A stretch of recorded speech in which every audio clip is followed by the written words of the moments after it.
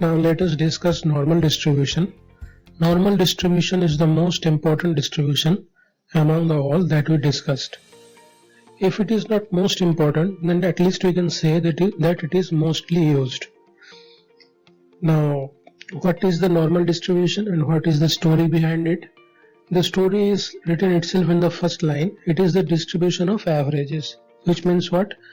If there is a population and you don't even have a slightest idea about the population and you don't know which distribution the population follows, but if you take some samples out of that distribution and take averages, so for example you take 10 such samples and make averages, now the distribution of those averages will follow a normal distribution. Now I will clarify this point more clearly in the next module. Now, which type of variables are good for normal approximation? These are like this measurement variable: length, weight, speed, volume, luminosity, demand, production. Any type of variable that you can count or measure can be a good choice for normal distribution. But there is a test for normality which will give us that if we can apply a normal distribution based on a sample data, that we will discuss in the next module. But in general, these variables are good for fitting normal distribution.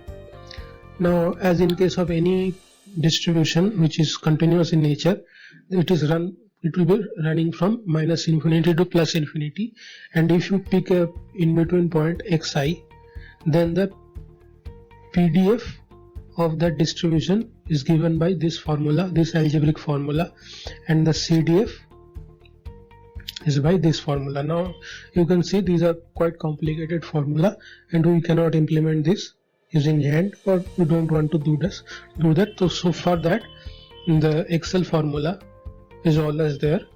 You can use readily, and this is a handy formula to compute the PDF and CDF.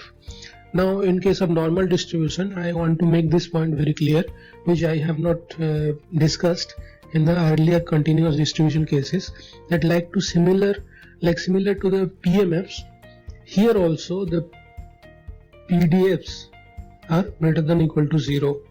It is again a property, PXI is greater than or equal to 0.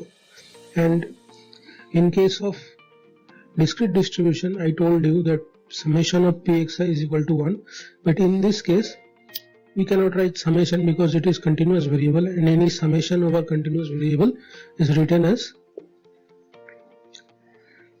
integration. So integration of PXI is equal to 1. In some books you will find this PXI is written as small f xi.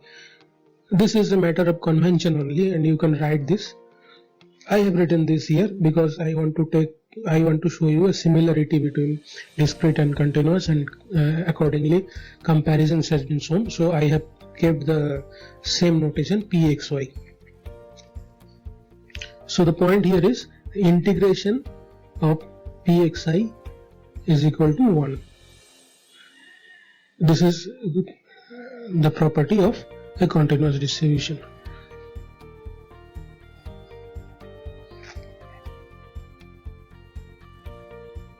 In the normal distribution, we have taken this particular problem.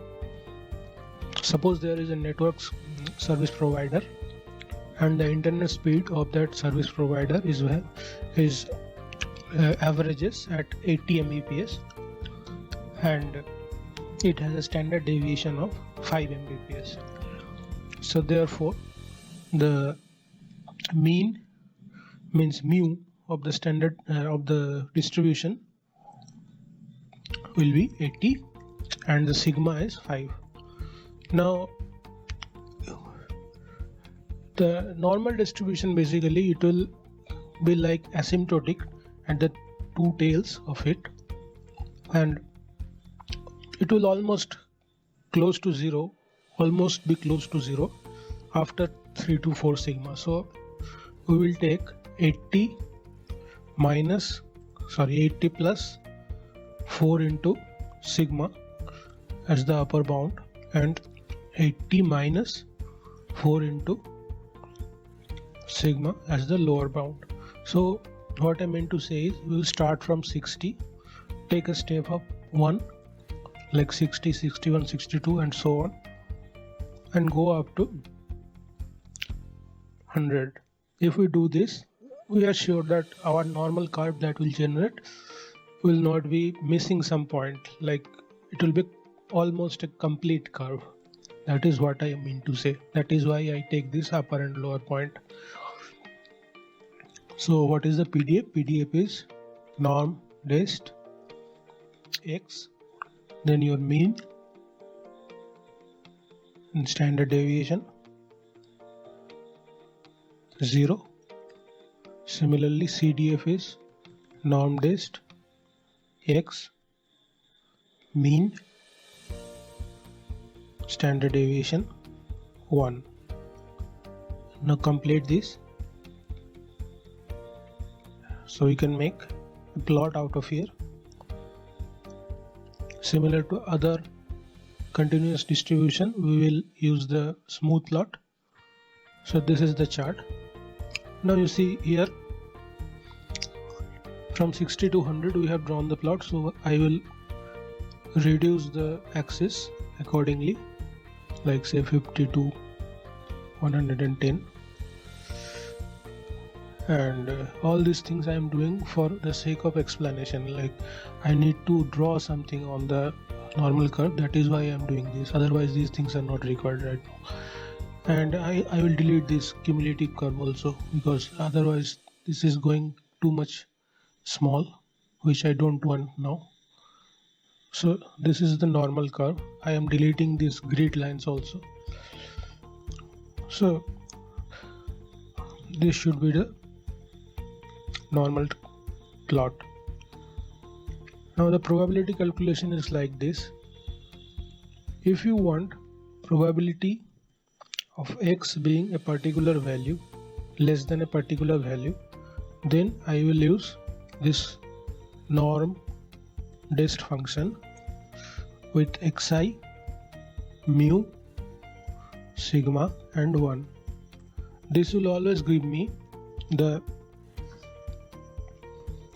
left side value. Like for example, here we have this xi point, then this particular function, this one, will give the left side value, this value. So let us check this.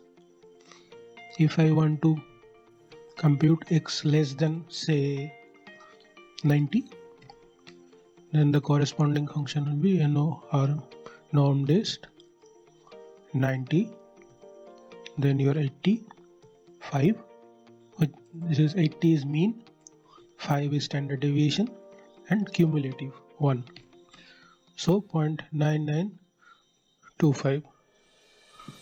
So if this is 90, this particular area will be 0.97725.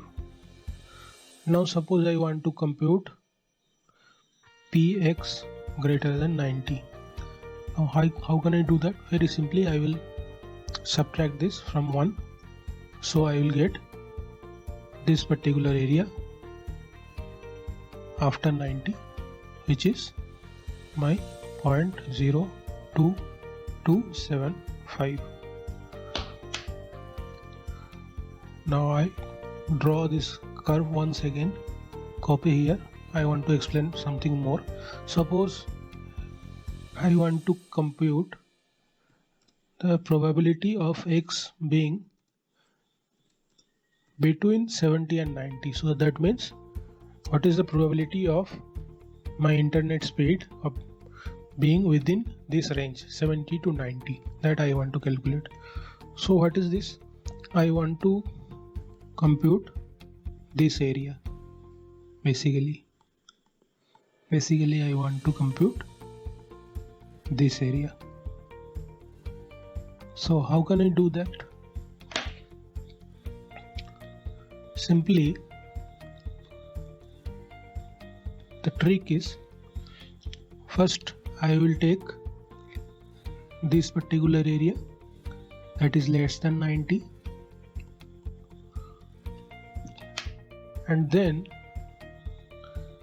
again I will take this particular area, that means less than 70. Now if I subtract this from this, I will get this particular area. So this means this is basically px less than 90 minus px less than 70, which is non-dist